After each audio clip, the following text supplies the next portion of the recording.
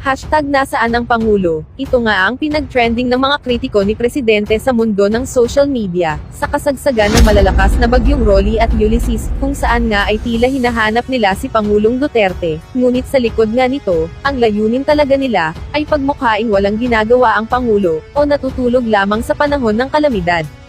Samantala, hindi nga pinalagpas ito ng mayor ng Ormoc City na si Richard Gomez, ang nag-trending na hashtag nasaan ang Pangulo, at dinaan nga niya ito sa isang post sa kanyang Instagram story, na may halong biro pero may katotohanan.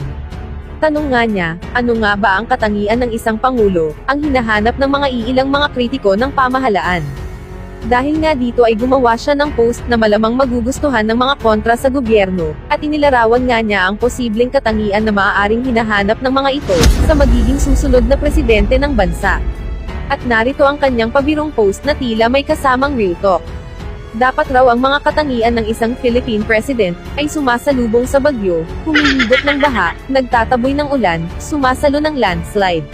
nagpapagalaw ng lupa, nagpapaliko ng buhawi, kayang takpan ng bulkan, nagpapahinto ng lindol, o tsunami, humihigop ng virus, may 10 braso at kamay, may kakayahang mag-teleport, kayang hatiin ang katawan sa 10, lumilitaw sa kung saan-saan, hindi nagpapahinga, hindi natutulog, hindi kumakain, hindi tumatanda, hindi nalulunod, hindi namamatay, hindi nasusugatan, walang pamilya, walang pribadong buhay, walang oras sa sarili, tumatain ng pera, yung lagi mong nakikita kahit saan ka lumingon.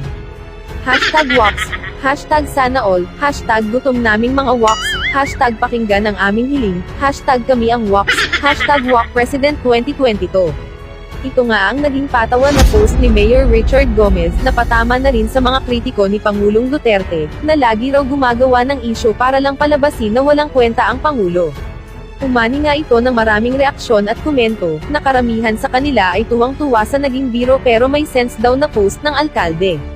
Hindi naman daw talaga makatarungan na sa kasagsagan ng bagyo, ay magpa-trending ng nasaan ang Pangulo, na tila parang naghahanap ka lang ng isang tao, na kayang patigilan lahat ng mga kalamidad sa bansa. Gayunpaman, habang abala ang mga bumabatikos kay Presidente, ay siya namang puspusan na o walang tigil sa paggalaw ang national government. Nilinaw nga ng mga ahensya ng gobyerno, at mga sundalo na siyang nangunguna sa pagsagip ng mga lubhang tinamaan ng bagyo, na gumagalaw sila ayon sa direktiba ng NDRRMC at ni Pangulong Duterte. Ngunit sa kabila nga ng ginagawang hakbang ng gobyerno, ay tila hindi sasapat sa mga kritiko, na gusto lamang siyang siraan sa mga Pilipino. Kaya maging si Senate President Tito Soto, ay nag-tweet kaugnay sa mga pinapakalat na nasaan ang Pangulo, at ito ang kanyang naging pahayag, I just